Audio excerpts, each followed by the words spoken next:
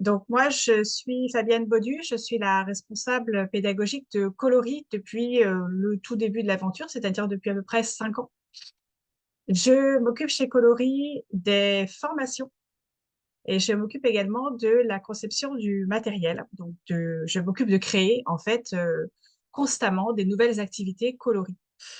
Et les activités dont on va vous parler aujourd'hui, j'en ai conçu un certain nombre.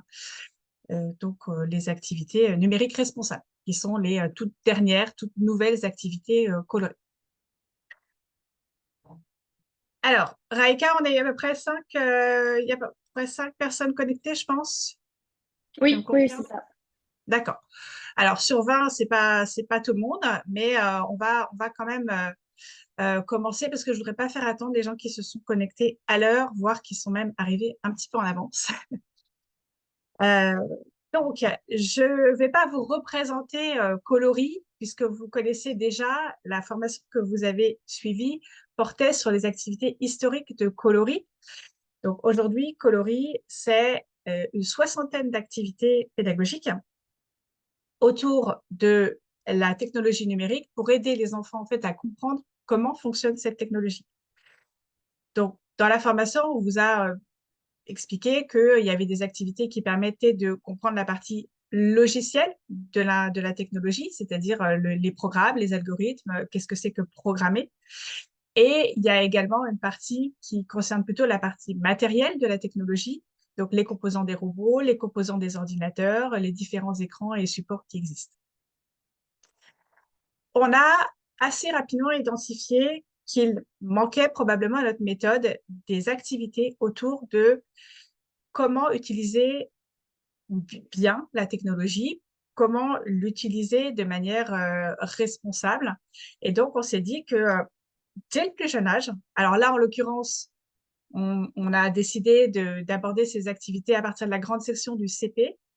Il était tout à fait possible, en fait, de proposer aux enfants des activités pour comprendre comment bien se servir de la technologie et aussi pour que les enfants comprennent ce que la technologie peut leur apporter, les risques qu'elle comporte également, mais également l'impact qu'elle a sur l'environnement qui est réel. Et ça, c'est un sujet sur lequel ils sont de toute façon sensibilisés, donc c'est pas un souci de leur en parler, ils sont au courant. Et avec des activités très ludiques, toujours très simples, mais en même temps très précises. On leur apporte beaucoup de, d'informations très, très précises, voire scientifiques, on arrive à leur expliquer toutes ces notions. Euh, je- Est-ce qu'il y a d'autres connectés, Raïka, pour l'instant ou Non? Non, non, non, D'accord. non, tu peux continuer. OK. Alors, pour ceux qui ont fait la formation, c'est-à-dire la plupart d'entre vous, il est possible que j'ai utilisé une appli, enfin un site internet en l'occurrence, qui s'appelle Kahoot. Donc là, je vous invite à prendre votre portable, tout simplement, votre smartphone, si vous l'avez sous la main. Tant mieux. Si vous ne l'avez pas, allez le chercher tranquillement. Pendant que moi, je vais vous afficher le site de Kahoot. Alors, en fait, le but du jeu, là, c'est juste d'abord savoir qui vous êtes. Alors, je reconnais certains de vos noms dans la liste, hein, puisque vous avez tous été en formation avec moi, donc je reconnais des noms. Mais j'ai quand même besoin de savoir un petit peu où vous en êtes, ce que vous avez fait avec la formation Coloris et ce que vous êtes venu chercher en fait dans ce webinaire. Donc, je vais vous partager mon écran à nouveau, mais ce ne sera pas le même parce que ce sera Kahoot. Alors, hop, voilà. Donc, je vous partage Kahoot. Alors, le principe de Kahoot est très simple. Vous prenez votre smartphone, vous allez sur kahoot.it. Kahoot.it, est-ce que tu peux éventuellement mettre le lien dans le chat, Raika? Alors, sachant qu'il faut jouer avec votre smartphone, il faut pas, c'est pas idéal de jouer avec votre écran d'ordinateur sur lequel vous suivez le webinaire, parce qu'il faut que vous regardiez à la fois les questions qui s'affichent et que vous répondiez en même temps avec votre smartphone. Donc, je vous conseille de le faire plutôt avec votre smartphone qu'avec avec votre écran. Raika, je vois qu'il y a des petites... voilà, merci Raika, super. Voilà, C'est mais une de nos participantes qui a partagé le lien. super. Ah, c'est Caroline, merci Caroline. OK, alors, donc, le principe est très simple avec votre smartphone. Donc là, sur votre smartphone, vous êtes sur une page web qui vous demande d'entrer un code PIN. Donc, le code PIN, il arrive. Il arrive, il arrive. Voilà, 857 502 où vous flashez le code. Tout simplement, ça marche aussi.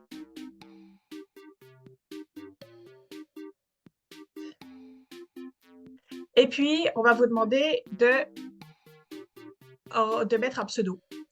Vous mettez ce que vous voulez.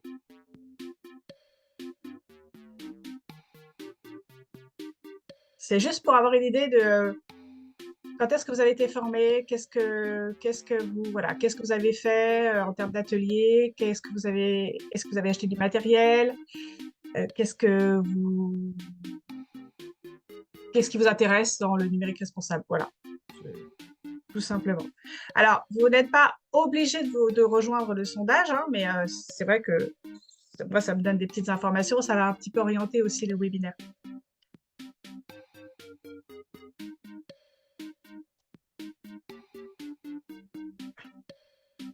Alors, il y a bien 5 participants, Raïka, c'est en tout, et là, j'en ai 3 connectés. Oui, c'est ça. OK. Vous voyez bien mon écran, on est d'accord, hein? Vous voyez, oui, bah oui, sinon vous ne pourriez pas vous connecter. Alors, c'est un très court sondage, c'est pas un quiz, hein, il n'y a pas de bonne ou de mauvaise réponse, hein. Par principe, c'est un sondage. Par contre, vous n'avez droit qu'à une réponse. Je suis désolée, on ne peut pas cocher deux réponses, on peut en cocher qu'une. Ah, alors, on a une question de Sonia qui demande où est-ce qu'elle doit mettre le code, parce que ça lui ouvre directement l'application. Ah oui, alors si Sonia a le code, si Sonia a l'appli, c'est en bas, Enterpin. C'est au milieu en bas. Il y a une espèce d'icône avec 4 couleurs. C'est écrit Enterpin.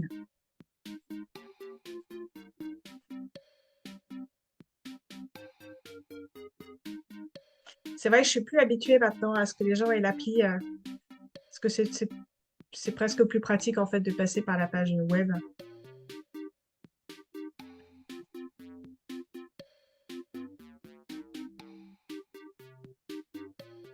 Sonia, super. J'ai une personne qui n'est pas connectée. Je pense que c'est euh,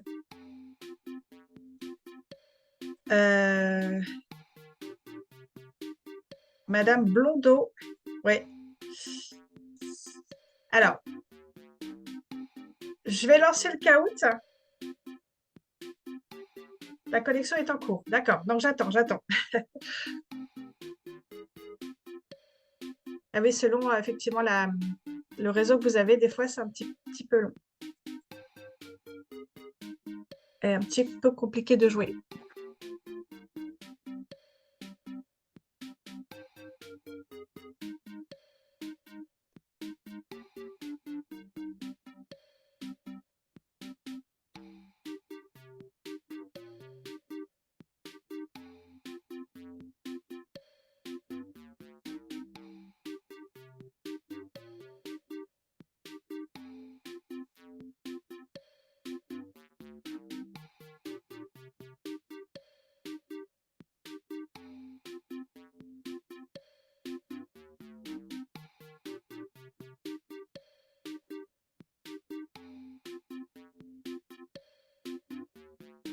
Ah, j'ai reperdu un participant. On a reperdu un participant ou une participante.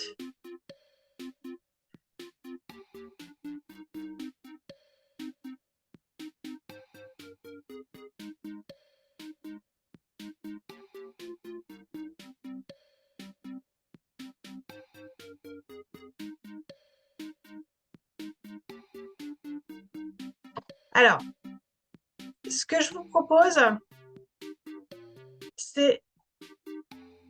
Ah, on a une nouvelle participante. Ce que je vous propose, c'est de commencer le sondage et vous pouvez également répondre dans le chat si vous le souhaitez. Voilà, vous pouvez répondre dans le chat si vous n'arrivez pas, ce qui arrive, hein, parfois, ça dépend de votre connexion, de votre réseau, de la 4G, etc. euh, de répondre dans le chat si vous le souhaitez. Alors, je commence le count. Donc, une question s'affiche. Et il y a deux, trois ou quatre réponses possibles. Il n'y en a qu'une seule, malheureusement. Mais comme c'est un sondage, il n'y a pas de bonne réponse, il n'y a pas de point à gagner. Hein. Il n'y a pas de podium. Quand avez-vous suivi la formation coloris? Donc, en 2023, en 2022, en 2021, en 2020, avant. Donc, 2019 ou 2018, évidemment. OK. Donc, on a plutôt des personnes formées, effectivement. Oui, bah, c'est assez homogène entre 2022 et 2019, j'imagine. Super. Avez-vous déjà animé des ateliers coloris? Donc, suite à la formation, est-ce que vous avez animé des ateliers coloris?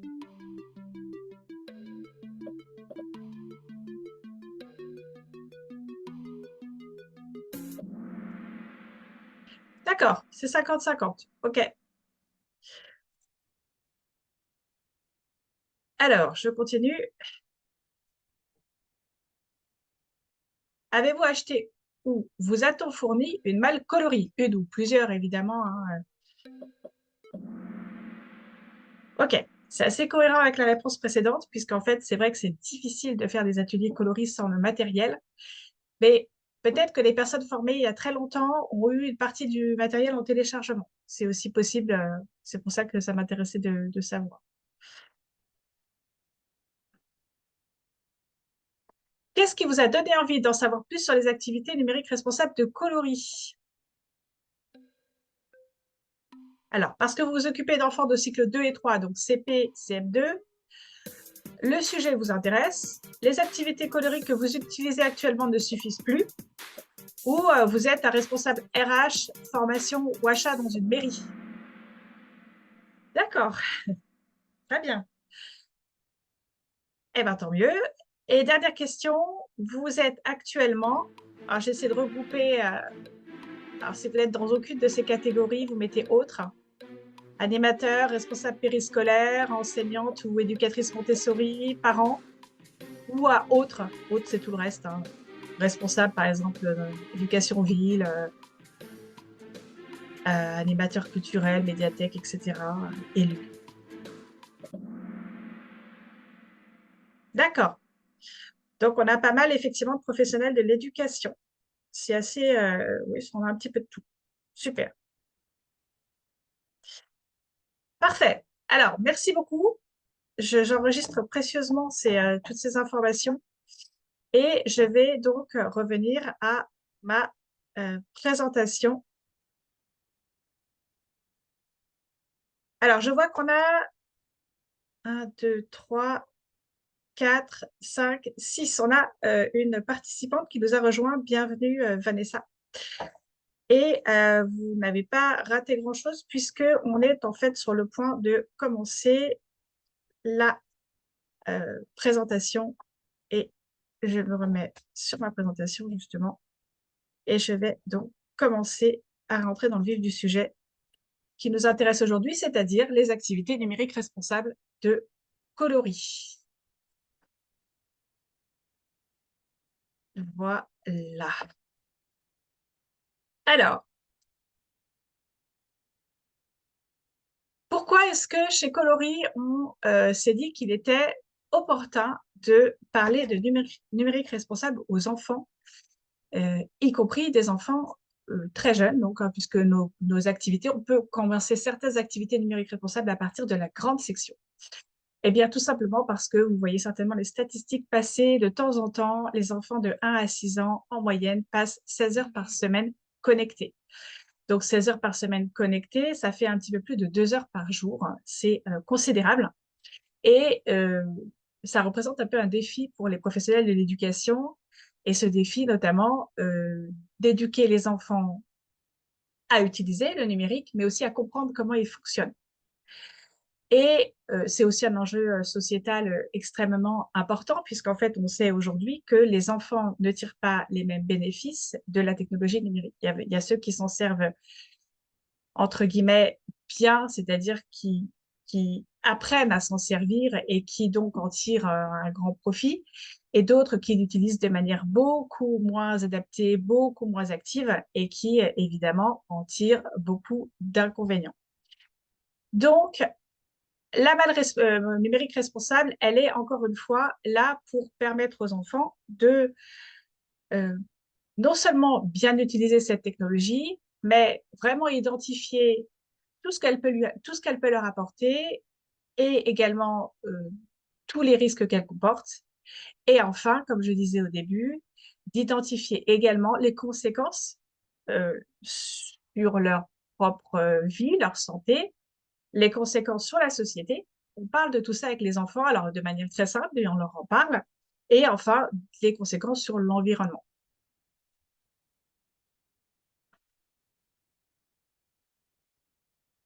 Alors, euh, je vais juste afficher voilà, la partie discussion. Donc, j'invite Raïka à me lire les questions du chat. Raïka, si tu vois des questions dans le chat, tu peux me les transmettre.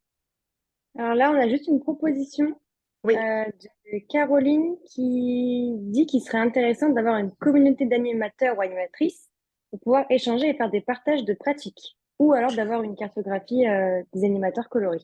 Alors, très bonne remarque, Caroline. Cette communauté existe. C'est un groupe Facebook en fait fermé. En général, à la fin de la formation, on vous envoie le lien vers ce groupe Facebook fermé. Le problème, là, je reconnais que on n'est pas très bon dans l'animation de cette communauté, c'est-à-dire que elle existe. Il y a entre 100 et 150 personnes, je crois, qui font partie de ce groupe Facebook, mais nous, on l'anime pas beaucoup. Ça fait partie des choses qu'on doit faire, mais qu'on n'a pas le temps de faire. Donc, je vous invite à y aller on vous mettra est-ce que tu peux le noter d'ailleurs, Raïka, s'il te plaît, donc de le mettre dans le mail qu'on vous enverra après le webinaire. C'est une très bonne remarque. Voilà, ce groupe existe. Il faut juste effectivement qu'on pense à l'animer. Alors, qu'est-ce que le numérique responsable? Donc, chez Coloris, on a identifié deux thèmes, deux sous-domaines majeurs dans le numérique responsable. On a imaginé des activités autour du bien-être numérique, c'est-à-dire comment bien utiliser des écrans, comment, voilà, les bonnes pratiques, identifier les bienfaits, les risques, avoir une pratique saine, j'ai envie de dire, voilà, des écrans et des activités autour de la sobriété numérique. Donc là, on est plus sur l'écologie, clairement. Hein, voilà, comment est-ce que notre pratique du numérique impacte le moins possible en fait l'environnement, tout simplement. Donc, dans la partie sur le bien-être numérique, on va avoir des activités autour des cartes pour réfléchir sur euh, voilà, l'impact, les bienfaits, les risques, les bonnes pratiques. On va avoir des petites activités pour fabriquer des petits livrets de conseils que l'enfant peut ramener chez lui. On va avoir un jeu qui consiste un peu sur le mode du cherche et trouve, aller voir dans une scène de rue tous les écrans, qu'est-ce que les gens font avec, est-ce que c'est superflu, est-ce que c'est essentiel, est-ce que c'est dangereux, est-ce que c'est bien, etc. On va avoir des activités plutôt de réflexion ou de débat sur les écrans et les émotions. Est-ce que les écrans suscitent comme émotion chez moi? Est-ce que ce sont des émotions agréables, désagréables? On va avoir des activités autour d'un débat sur des affirmations. Donc, par exemple, l'animatrice va affirmer quelque chose et les enfants vont devoir se positionner, je suis d'accord, je suis pas d'accord, et débattre entre eux. Et aussi, on a une activité qui s'appelle Quoi pourquoi, qui est très intéressante parce qu'en fait, dans un tableau, on leur met tous les écrans qui existent et tous les usages possibles et on leur explique que les écrans sont adaptés plus ou moins à certains usages. Par exemple, effectivement, avec un smartphone, on peut commander un repas, on peut regarder une vidéo, mais on peut pas écrire mais on peut pas faire ses devoirs, quoi. Voilà. On peut, etc., etc. Donc, avec une appli, avec une tablette, on va pas forcément prendre des photos, mais par contre, on va pouvoir euh, regarder un film, etc., etc. Donc ça, c'est toute la partie sur les activités autour du bien-être numérique, comment bien utiliser les écrans. Et dans la partie sobriété numérique, on va avoir une activité qui s'appelle l'histoire racontée du smartphone, directement inspirée de la pédagogie Montessori, qui euh, va consister en fait pour l'enfant à remettre dans l'ordre les étapes de la fabrication du smartphone et ensuite à poser ces différentes étapes sur un planisphère pour se rendre compte en fait de tout le trajet que fait un téléphone portable, un smartphone, de sa conception à son réemploi, donc à son recyclage. Et l'enfant prend de manière très visuelle, comme ça très concrète, il se rend compte de l'impact que ça a sur l'environnement. Et on va aussi leur parler de low-tech, hein, qui est un sujet un peu à la mode aujourd'hui, mais qui est assez important. C'est-à-dire, la low-tech, c'est toujours se demander enfin, l'outil numérique que j'utilise, est-ce qu'il n'a pas un équivalent non numérique qui fonctionne aussi très bien?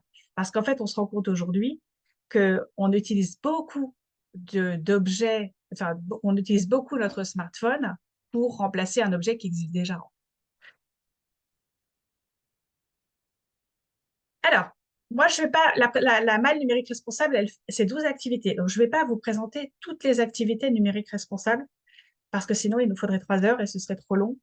Je vais faire un focus sur quelques activités de la malle, un peu emblématiques, on va dire, si on veut.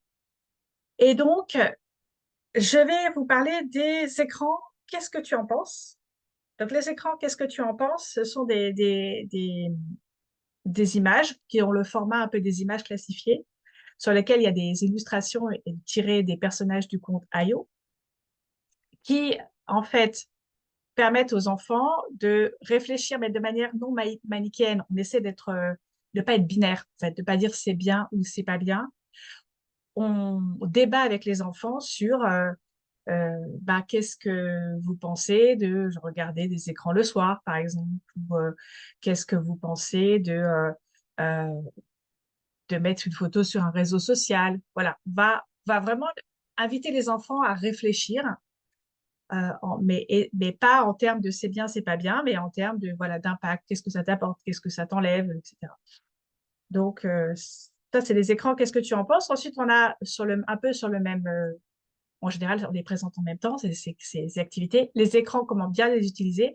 Alors là, on va vraiment rentrer dans les bonnes pratiques des écrans, c'est-à-dire je regarde avec papa, maman ce que je fais sur les écrans, je mets un minuteur pour pas dépasser ou exploser le compteur, je regarde, euh, je regarde les écrans plutôt dans la journée, mais pas le matin avant d'aller à l'école, etc., etc. Voilà, donc là, on est plus dans les bonnes pratiques.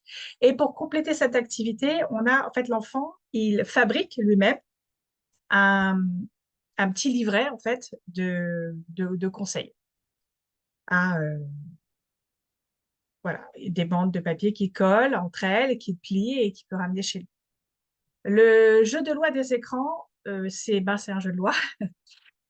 Alors, comme on voulait rester un petit peu dans cette idée de ne pas être manichéen, on s'est dit qu'il fallait passer par le jeu, en fait, pour leur faire prendre conscience des risques et des bienfaits, mais de manière ludique. Donc, quand un enfant arrive sur une case risque, bah, il recule de 2 cases. Quand il arrive sur une case bienfait, il avance de 2 cases. Voilà. Mais on a essayé de faire en sorte que ce soit ludique et pas moralisateur. Et puis, l'histoire à côté du smartphone, c'est ce dont je vous parlais tout à l'heure. Donc, cette activité qui consiste à positionner en fait dans l'ordre les étapes de fabrication d'un smartphone et après les mettre sur un planisphère pour voir un peu l'impact que ça a sur l'environnement. Est-ce qu'il y a des questions, Raïka, dans le chat? Non, pas pour le moment. Pas pour le moment. OK, tout est clair, je vais continuer. Voilà. Alors, les écrans, qu'est-ce que tu en penses? Alors, classiquement, c'est une activité plutôt de regroupement. Là, vous voyez sur la photo il y a beaucoup d'enfants. C'est comme c'est une présentation un petit peu longue, donc il faut compter une 15-20 minutes hein, pour cette activité. Vous rassemblez les enfants en début ou en fin de séance. Donc là, on va s'adresser à des enfants qui ont on va dire, entre 5 et 9 ans. Donc, on peut commencer dès la grande section et on va généralement pas au-delà du CE2. Alors, pour une raison simple, c'est que les illustrations sont quand même assez enfantines. Donc, ça fonctionne un petit peu moins bien en CM1, CM2 à cause des illustrations. Mais voilà, ça fonctionne très bien entre la grande section et le CE2. Donc, l'objectif de cette activité, c'est vraiment d'aider l'enfant à identifier les bienfaits et les risques des écrans et aussi commencer à réfléchir aux bonnes pratiques, c'est-à-dire qu'est-ce qu'il faut faire finalement pour bien utiliser les écrans. Donc, généralement, c'est un regroupement qui peut se faire après la présentation des images classifiées des écrans, qui est une activité un peu historique de coloris que vous connaissez, parce que vous l'avez certainement vu en formation. Les enfants savent déjà ce que c'est qu'un écran. De toute façon, ils les utilisent, hein, clairement. Et voilà, moi, ce que je fais, c'est que je distribue les cartes aux enfants et chacun à tour de rôle, ils sont invités à dire ce qu'ils voient sur l'image et ce qu'ils en pensent, ce que ça veut dire pour eux. Certains sont lecteurs, donc peuvent lire la petite légende. Et puis, on débat. Je dis aux autres enfants, qu'est-ce que vous en pensez? Est-ce que vous le faites? Est-ce que vous ne le faites pas? Euh, Est-ce que pour vous, c'est utile, etc. Et cette activité, elle va avec les jeux de loi des écrans. Donc, le jeu de loi des écrans, je vais les présenter puisqu'elles vont ensemble.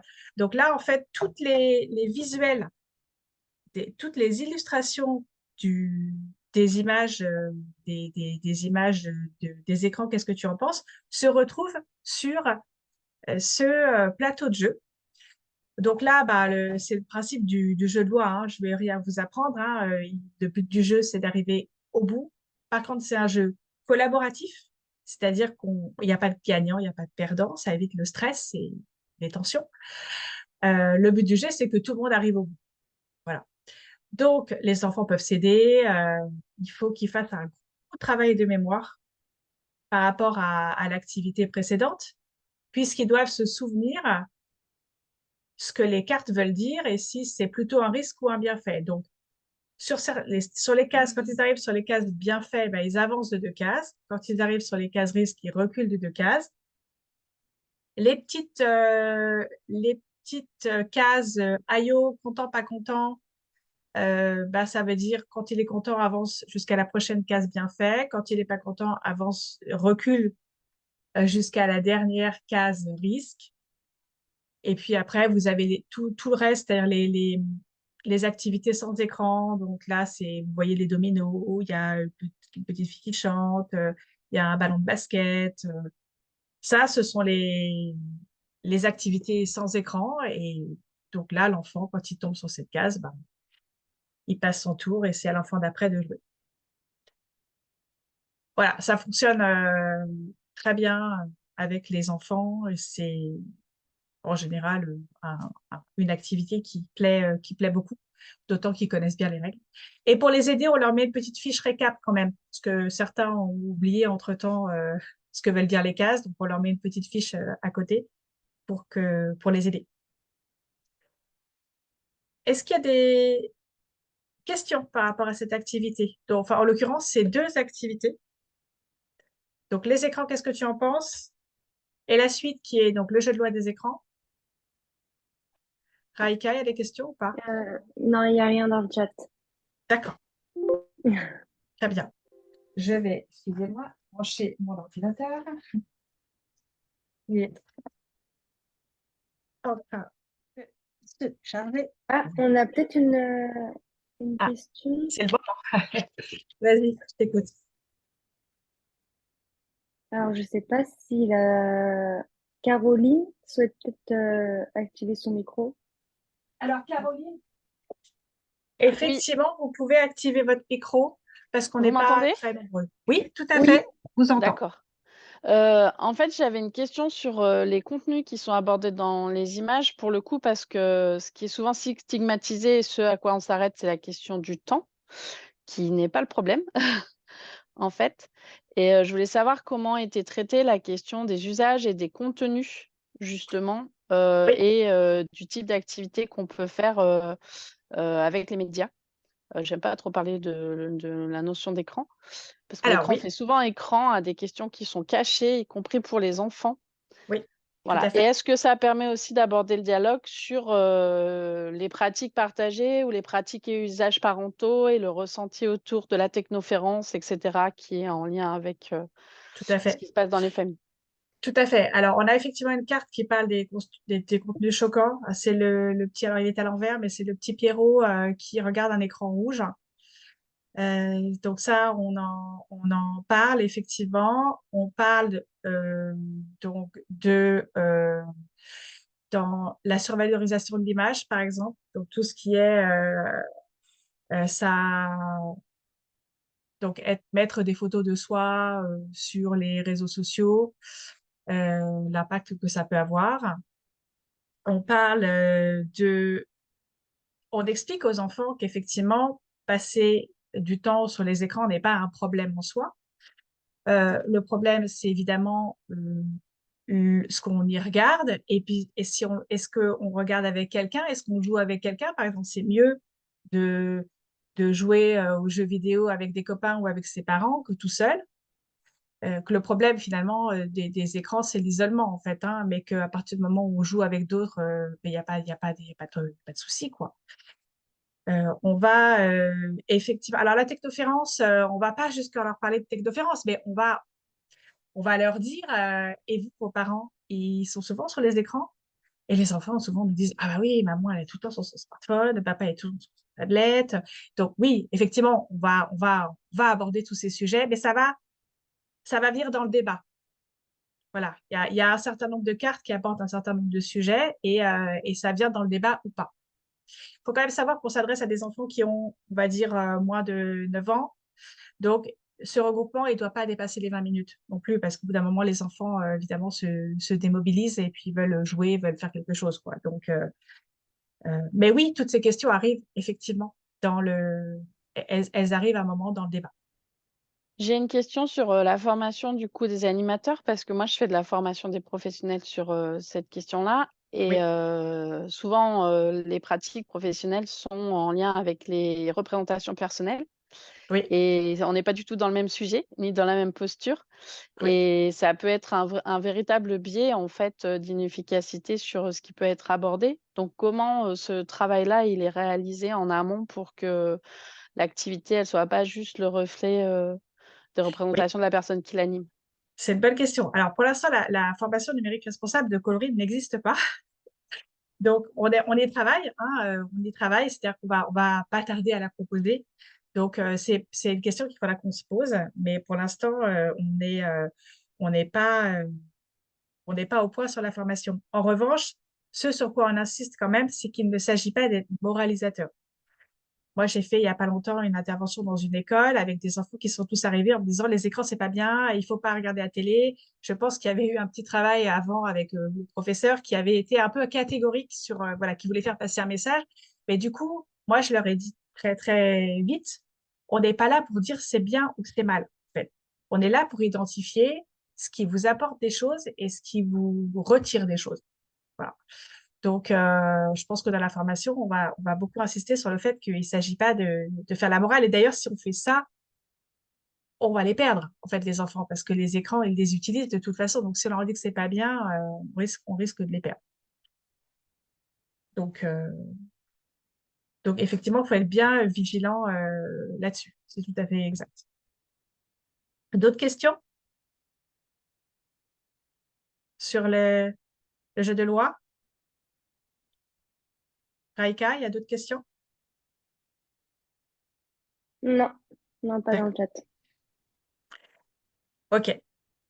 Alors, on en revient à la suite logique, j'ai envie de dire, de cette activité. C'est un jeu de cartes où on va euh, expliquer aux enfants, en fait, euh, quoi faire pour bien utiliser les écrans. Voilà. C'est-à-dire qu'on leur dit pas, c'est pas bien d'être sur un écran, mais on leur explique que bah, il y a des petites règles à respecter pour que ça se passe bien. Donc, parmi ces règles, alors je ne vais pas toutes vous les citer, mais enfin, les images, les illustrations sont très parlantes, hein. On discute avec les parents de ce qu'on regarde, on, on fait un peu attention au temps qu'on y passe, on, on évite de regarder les écrans le soir ou le matin pendant les repas. Et puis, bien évidemment, euh, fait autre chose, puisqu'en fait, ce qu'on dit aux enfants, c'est que c'est pas en soi, le problème n'est pas le temps qui passe devant les écrans, euh, ou enfin, le problème, c'est, oui, c'est le temps qui passe devant les écrans et ce qu'ils y font, mais c'est surtout ce qu'ils ne font pas quand ils sont devant un écran. Voilà. Parce que pour leur développement, on leur rappelle que, il y a d'autres choses qui sont essentielles, que les écrans, c'est juste un loisir parmi d'autres. Et quand vous regardez les stats, vous vous dites que c'est pas un loisir parmi d'autres, c'est le loisir principal en fait. Donc, il faut aussi faire du sport, discuter avec les parents, jouer, faire des activités extrascolaires, etc. Donc voilà, on leur explique comment tirer profit en fait, hein, des écrans. Et ça, on le fait avec donc de nouveau des cartes, avec des illustrations. Donc, c'est une petite partie débat. Et il y a aussi une partie où ils vont construire en fait leur petit livret, comme vous voyez sur la photo. Donc, on leur fait découper des bandes, coller entre elles, et puis après, on leur fait plier en accordéon. Et ce petit livret, en fait, ils le ramènent à la maison. Et on table sur le fait que ça va tomber peut-être dans les mains des parents. Mais aussi, eux aussi, hein, ont besoin de conseils parfois pour utiliser, pour encadrer correctement les écrans chez eux. Est-ce que vous avez des questions par rapport à tout ça? C'est clair pour tout le monde?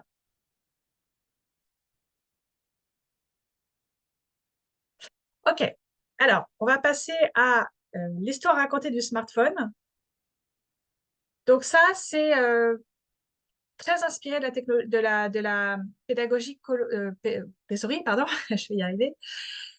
À l'école publique, c'est aussi ce qu'on appelle des images séquentielles, c'est-à-dire ce sont des images qui expliquent les étapes d'un processus, en fait. Les étapes de, par exemple, alors chez Montessori, ça va être fabriquer du blé, fabriquer du pain, par exemple, fabriquer du chocolat ou du café, voilà, ce genre de choses. C'est-à-dire, de A à Z, qu'est-ce qu'il faut faire et dans quel ordre pour obtenir, ben là, en l'occurrence, un smartphone, qui est un objet, on leur explique que c'est un objet très courant, qu'ils voient partout, tout le monde en a un ou presque. Et en fait, cet objet, il nécessite énormément de travail, énormément de ressources, et il fait énormément de trajets dans sa vie pour arriver dans notre maison. Donc, on a des petites cartes à mettre dans l'ordre, donc on présente aux enfants. Donc, il y a une série de cartes numérotées, une série de cartes qui n'est pas numérotée pour que l'enfant fasse cet effort de mémoire, de se souvenir dans quel ordre il faut remettre les cartes. Donc, ça, c'est une première présentation. Et dans un deuxième temps, on leur explique où ça se passe dans le monde, puisque toutes ces étapes, elles sont, voilà, elles ont lieu dans certains continents. Par exemple, la conception, bah, ça a beaucoup lieu quand même encore en Europe et aux États-Unis. La conception, c'est vraiment le dessiner, imaginer les fonctionnalités, etc. On leur explique que l'extraction des matières premières, qui sont extrêmement importantes dans un smartphone, il y a énormément de métaux précieux, de terres rares, euh, même de plastique, de verre, etc. Donc, tout ça, ça se passe plutôt dans l'hémisphère sud, donc on leur montre, hein, sur le planisphère. L'assemblage, bah, c'est beaucoup en Asie, aussi un peu en Afrique, et puis l'utilisation, c'est partout. Le transport, c'est partout dans le monde. Il y a des bateaux qui sillonnent la planète, qui transportent des smartphones. Et on leur explique que tout ça a un impact sur l'environnement parce que l'extraction des matières premières c'est très polluant, que tous les trajets que font évidemment que font les smartphones dans leur vie, bah, ça émet du CO2, et que tout ça est très peu réutilisé en fait. Il faut savoir que dans un smartphone, on va récupérer, allez, l'or, le platine, l'argent, et puis c'est à peu près tout. En fait, dans un smartphone, il y a très peu de choses, contrairement à ce qu'on croit, il y a très peu de choses qui sont récupérables et recyclées. Donc, on leur explique aussi que quand ils en auront un, c'est important de le réparer, de l'utiliser le plus longtemps possible, et vraiment, quand il est vraiment plus utilisable, de le ramener dans un point de collecte. Donc, voilà pour l'histoire racontée du smartphone, et on complète cette activité par euh, une activité qui consiste donc à découper en fait des petites vignettes. Donc ça, on leur donne des planches comme ça avec des petites vignettes à découper. On leur donne un planisphère en A4 à colorier, donc ils peuvent commencer par le colorier s'ils veulent. Et puis de mémoire ou en s'aidant avec les cartes, hein, ils vont venir coller en fait les différentes étapes de la fabrication sur les continents. Donc on voit que l'enfant là, il a bien commencé, il a bien écouté parce que c'est apparemment cette petite fille, puisqu'elle a bien mis la conception en Europe et elle a bien mis l'extraction en Afrique. Donc, pour l'instant, voilà. Pour l'instant, c'est plutôt pas mal. Et l'enfant, évidemment, repart avec ça. Et je peux vous dire, pour l'avoir vécu hein, en atelier, que les parents et les enseignants, en général, ils apprennent plein de choses. Et moi-même, en la concevant cette activité, j'ai appris énormément de choses. Parce qu'en fait, le smartphone qu'on a dans la poche, on ne sait pas forcément comment il est fabriqué, d'où il vient. Est-ce qu'il y a des questions par rapport à cette activité?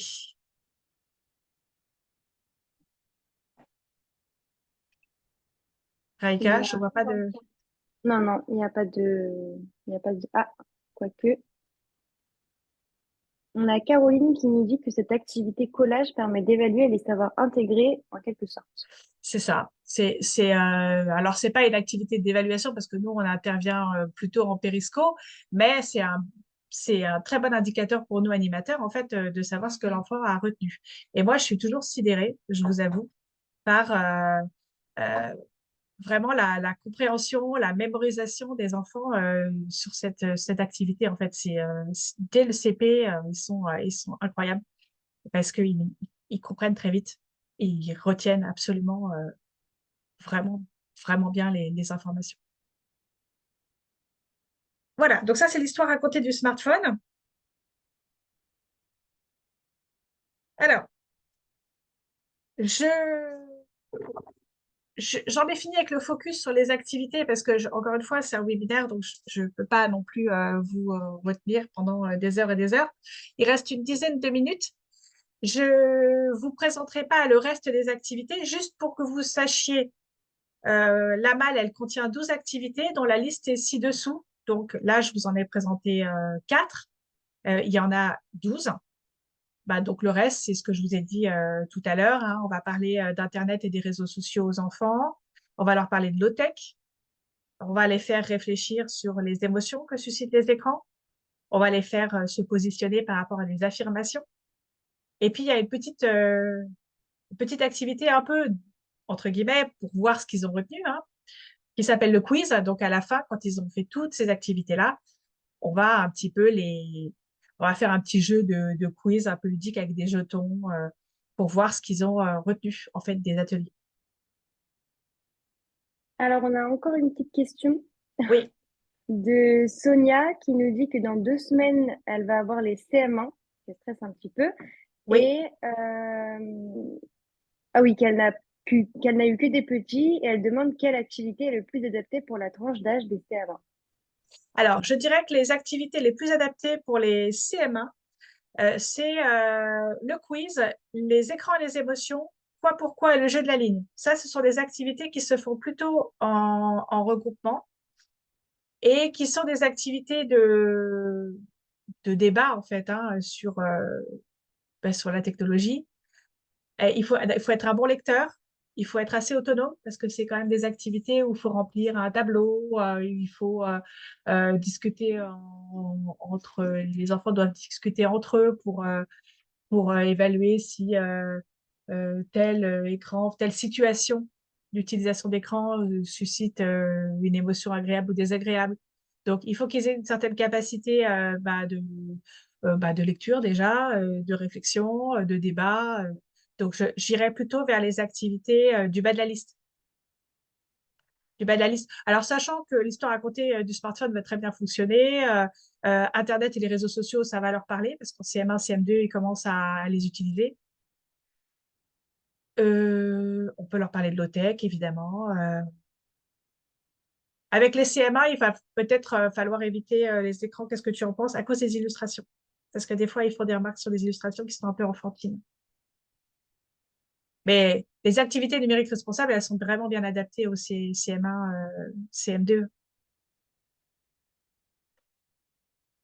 Je vois qu'il y a d'autres questions. Raika, Oui, on a un commentaire de Caroline qui dit, de mon point de vue, l'activité histoire racontée du smartphone est indiquée, surtout qu'il y a des enjeux du smartphone en début collège, donc des enjeux de prescription de consommation, entre parenthèses achat pour du reconditionné. tout à fait, tout à fait. L'histoire racontée du smartphone est complètement indiquée, oui. Et, et aussi les réseaux sociaux et comme je disais tout à l'heure, et Internet, parce qu'ils commencent à l'utiliser et, et c'est important de leur expliquer comment ça fonctionne, hein, tout ça.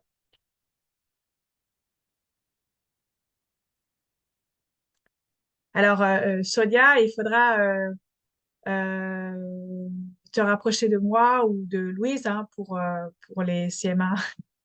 C'est pas, c'est pas un souci, on a plein de choses, hein, mais Sonia, je précise, est animatrice. Voilà. Donc, voilà. Ça va se préparer tranquillement, ça. Et on a plein d'autres activités autres que numérique responsable. Est-ce qu'il y a d'autres questions par rapport à la malle? Alors, la malle. Aujourd'hui, on a un e-shop, c'est récent, ça fait un petit peu moins d'un an. Sur ce e-shop, il n'y a pas toutes les activités coloris, mais il y a un certain nombre d'activités numériques responsables. Mais surtout, aujourd'hui, la malle numérique responsable, on peut l'acheter. On peut l'acheter avec toutes les activités dedans. Ça, c'est très récent. Et elle est complètement prête à l'emploi. Vous avez un guide de l'animateur, vous avez toutes les activités avec les consommables, vous avez même, je crois qu'on vous met des ciseaux, de la colle. Enfin, vraiment, c'est une balle complètement prête à l'emploi. Et elle vous permet en fait d'animer. Alors, ça, c'est selon vous, votre appétence pour le sujet, mais on peut animer entre 7 et 10 heures d'atelier d'une heure, 7 et 10 ateliers d'une heure, avec une quinzaine d'enfants. Elle a été conçue comme ça. Voilà. Donc, vous pouvez évidemment la commander. Alors, vous pouvez la commander en passant par Perrine, qui est la donc, responsable commerciale, ou si vous avez besoin d'un devis. Et si vous êtes déjà un petit peu au courant, vous pouvez passer directement. Si vous n'avez pas besoin de devis, vous pouvez passer par Louise, notre responsable logistique. Et sinon, bah, vous pouvez vous rendre sur notre site coloris.fr pour, et aller à la page boutique ou e-shop où vous trouverez, merci Reika, de mettre l'adresse dans le chat. Vous pouvez donc commander cette malle au détail ou toute la malle. Voilà. Est-ce qu'il y a des questions par rapport à la malle numérique responsable ou les activités de cette malle? Éventuellement, dans la liste, il y a comme il reste à peu près 5 minutes, dans la liste, il y a une activité qui vous interpelle. Je peux vous en parler, dont j'aurais pas parlé, par exemple, pendant le webinaire.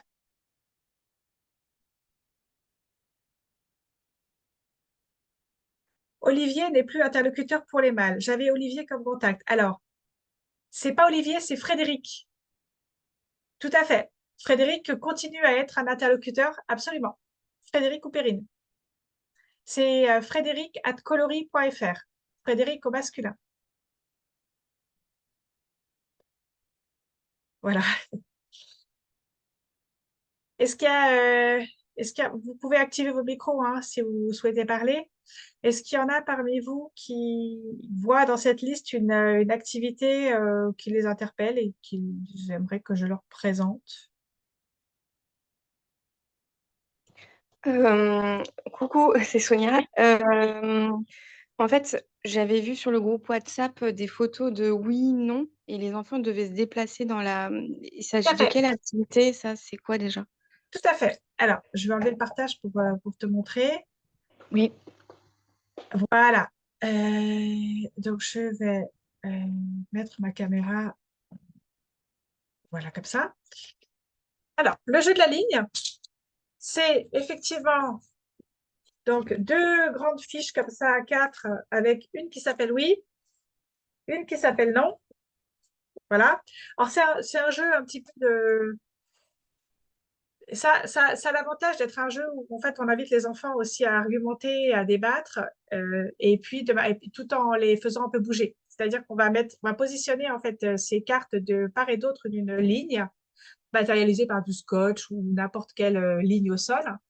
Et en fait, on va leur proposer une affirmation. Donc il y en a une dizaine. Par exemple, la première, c'est de nos jours, il est impossible de se passer des écrans. Oui ou non? Voilà. Et donc les enfants, s'ils pensent que oui, ils se mettent du côté oui. S'ils pensent que non, ils se mettent du côté non. Et après, on débat. On va demander à un enfant qui est du côté oui, pourquoi? Pourquoi est-ce qu'aujourd'hui, c'est impossible de se passer des écrans? On va inviter l'enfant qui a répondu non à faire de même, à argumenter. Et les enfants qui sont convaincus par les arguments des autres peuvent changer de place. Ils peuvent aussi se mettre au milieu. Ils peuvent dire je ne me prononce pas, comme dans les sondages. Ils peuvent décider que bah, ils ne le savent pas. Voilà. Et donc, vous avez cliquer, c'est polluer, Internet est mauvais pour la planète. Vous voyez, c'est des affirmations un peu tranchées comme ça. On leur demande de se positionner, puis après d'argumenter, en fait, d'expliquer pourquoi. Tout ce que l'on voit à la télé est vrai, tout ce qu'on lit sur Internet est vrai. Oui ou non, etc., etc. J'en fais une dernière, on ne peut pas toutes les faire. Hein. Mais on ne peut pas effacer ce que nous avons publié sur Internet. Et en fait, les réponses, elles, sont beaucoup plus nuancées, puisqu'en fait, on leur explique que la réponse n'est jamais vraiment tranchée, en réalité. C'est toujours un peu entre les deux. Voilà, ça s'appelle le jeu de la ligne. Ça fonctionne très bien. Ça a été testé par notre animatrice Adelina, qui nous a dit qu'il l'a créé d'ailleurs, qui nous dit que ça fonctionne très bien. Le jeu de la ligne. Merci beaucoup, c'est super. Je vais demander, je vais faire ma petite commande auprès de Louise pour mes ateliers. Merci. Je t'en prie. Et une dernière activité que vous voudriez que je vous présente? Ou c'est bon pour tout le monde? Alors c'est l'heure, donc je peux, évidemment, ceux qui avaient prévu euh, de, de se déconnecter à 10 heures peuvent le faire. Et ceux qui veulent peuvent rester pour que je leur présente une autre activité. Caroline aimerait bien les écrans et les émotions. Les écrans et les émotions. OK. Alors, les écrans et les émotions, c'est tout simplement une feuille. Enfin, c'est pas tout simplement, il y en a 6, hein, mais là, je vous en présente qu'une. Donc, vous avez des fiches comme ça.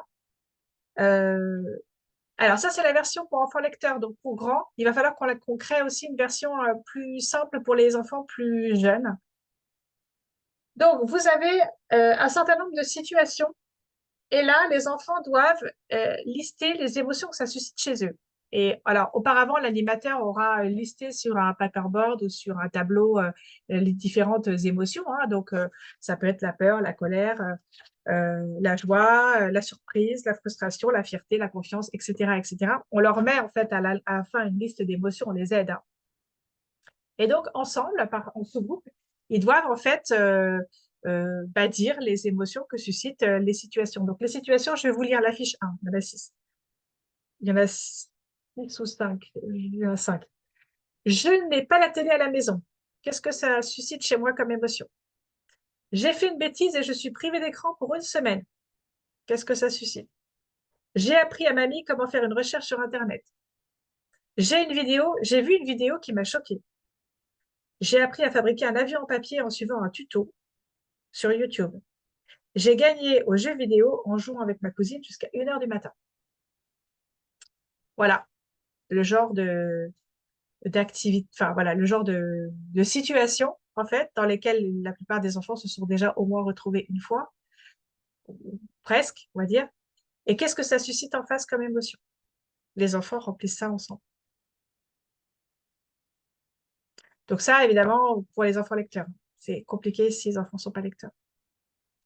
Dans Est-ce cette version, en que, tout cas. est-ce que j'imagine que dès le départ, il est positionné que ne seront pas jugées leurs réponses parce que je pensais à l'histoire du jeu vidéo jusqu'à 1 h du mat. Les enfants peuvent vite enfin, pour le vivre régulièrement, je l'ai vu en théâtre forum ou des choses comme ça, les enfants, quand ils sont en présence des adultes, sont vite dans la représentation de l'adulte. C'est-à-dire, donnent le discours qu'ils pensent que l'adulte attend, Bien sûr, pour le coup.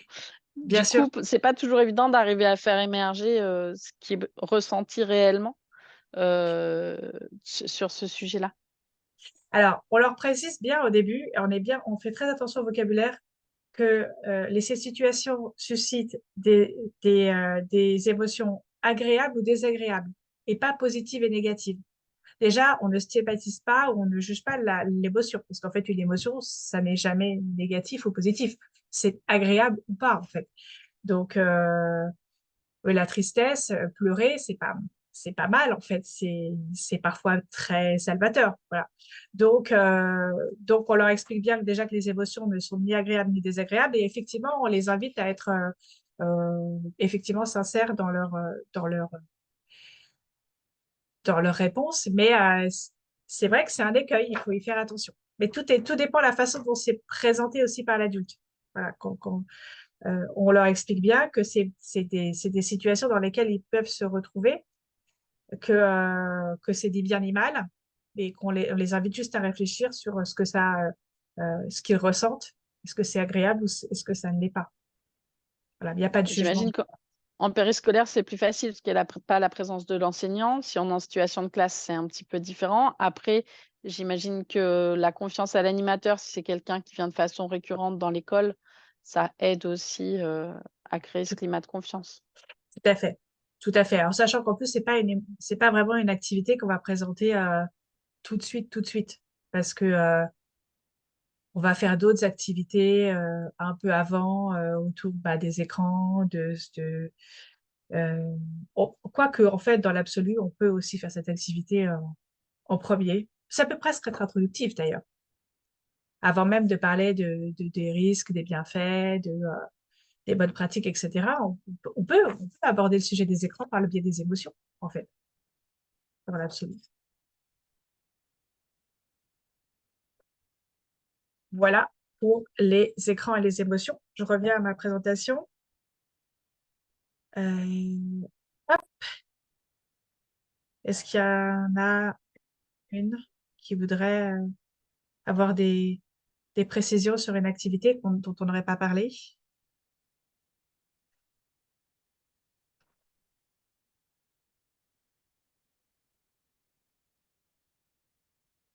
C'est bon pour tout le monde?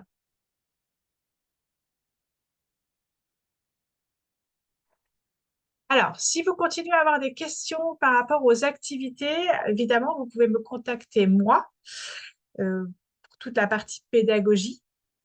Euh, voilà, si vous avez besoin de comprendre le but de l'activité, à qui elle s'adresse, comment on la présente, etc. Vous pouvez évidemment vous adresser à moi.